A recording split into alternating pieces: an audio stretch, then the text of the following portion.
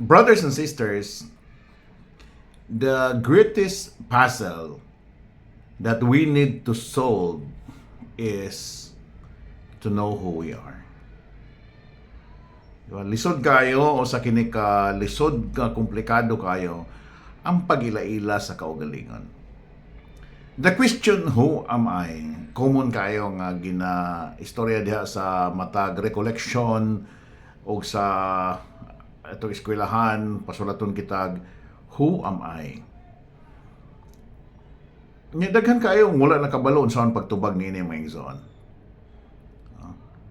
Ang kasagaran nga tubag, ako si, niya pangalan, buotan ko, pero kung masuko ko, grabe pod, no? So mga ingana nga mga pagtubag nga tungod kay mao pagtuon na to kung unsa ang ato ang gi-display karon ug kung kinsa ta karon nga sa ato ang mga status sa kinabuhi mauna na kita, no? Pero mas nailalo mga igsoon, no? And when we can read that in this book, no? The Bible. Daghan kayo ang istorya diri sa journey between God and man and sa pag-ila-ila sa kaugalingon. And to discover our true self, this is very important that we have to discover our true self as designed by God. And we can truly discover that, it will surely make us happy being alive. Ingon ni St. Paul, "May He strengthen in you the inner self through His Spirit, according to the riches of His glory, and make Christ dwell in your hearts through faith. May you be rooted and founded in love." We can read that, brothers and sisters, in Ephesians chapter 3, verse 16 to 17. Now, the key words there is the inner self. That St. Paul says, "May He, the God, strengthen in you the inner self." So, what is the inner self? The inner self, according to psychology, includes our feelings, intuitions, values, beliefs, personality, thoughts, emotion, fantasies, spirituality, desire, and purpose. So, kining tanan part sa ato ang kinabuhi nga dapat nato ma-strengthen and especially mailhan o ma-discover ang ato ang inner self. Or in psychology, they call it your true self. Ang tinuod yun nga ikaw. Aron nga pagpangutana, who am I? Katong tinuod nga ikaw ang imuhang itubag. Because many of who we are now is sometimes influence lang sa ato ang nasa atong palibot. Di ba? Influence as we grow up nga ato ang na-adapt. And that's why daghan ka nato wala nakadiskubre kung unsa gyud o kinsa gyud kita isip mga tao.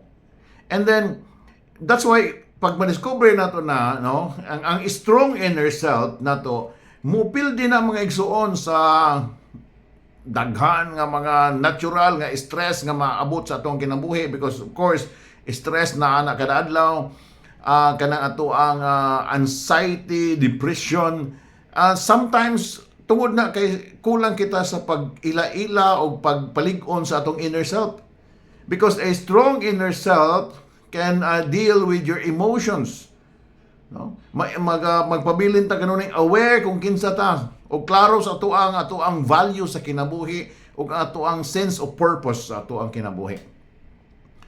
Mao na nga ang pagpuyo nato sa kalibutan mahimong meaningful siya mga igsoon.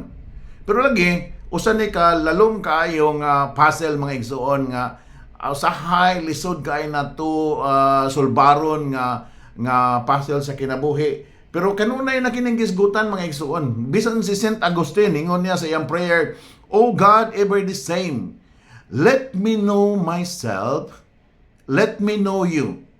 You have made us for yourself, and our heart is restless until it finds its rest in you.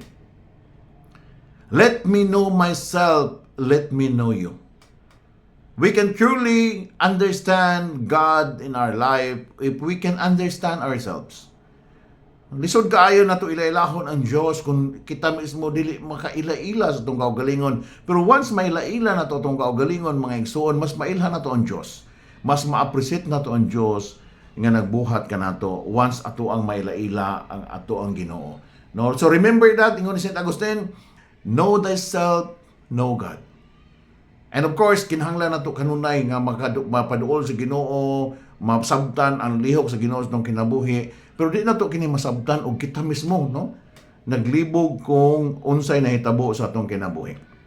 And bisan during the time of Socrates, gisgutan na kini. Ingon niya, the unexamined life is not worth living. The unexamined life is not worth living. And that's why it's very important for us to look into ourselves kung kinsa gid kita isip mga katawhan sa Diyos. Because ang ato ang pagpuyo diri sa kalibutan, mga igsoon, should not be boring but exciting, especially if we know who we are. Kung unsa ato ang mga talento, atong skills, atong gift, kung unsa atong tawag sa Ginoo, kung unsa atong purpose diri sa kalibutan, nganong naa kita diri, we have to understand that. Otherwise, no, mao na nga uban dili ganahan sa ilang kinabuhi, gusto nila i-end ilang kinabuhi, gina-divert nila ang ilang mga attention sa mga vicious activity because they don't understand who they are. They are not at home with their own selves. They are not at home with their aloneness because they don't know who they are. And so, sa atong pagpadayon, mga igsoon, no, masubaybayan niya akong mga video, atong padayon nun ang pag-istorya aning pag-ila-ila sa kaugalingon. Di man kaya nato ni matugkan, lisod kaya nato matugkan, sa giingon na nako sa kinikapasel, mga igsoon, sa atong kinabuhi. But we will try because to know ourselves also and to become aware of who we are, kanunay na to, kinahanglan kini i-feed na to kanunay sa atong kinabuhi. Kay once ato kini pasagdan, no, mobalik dayon tong mga influence nga naa sa ato ang kinabuhi sugad sa gamay kita hantod sa dako kita nga maoy kanunay mo dominar sa atong kinabuhi. So we need to strengthen that inner self nga giingon ni San Pablo, mga igsoon, sa iyahang sulat sa Ephesians chapter 3 verse 16 to 17.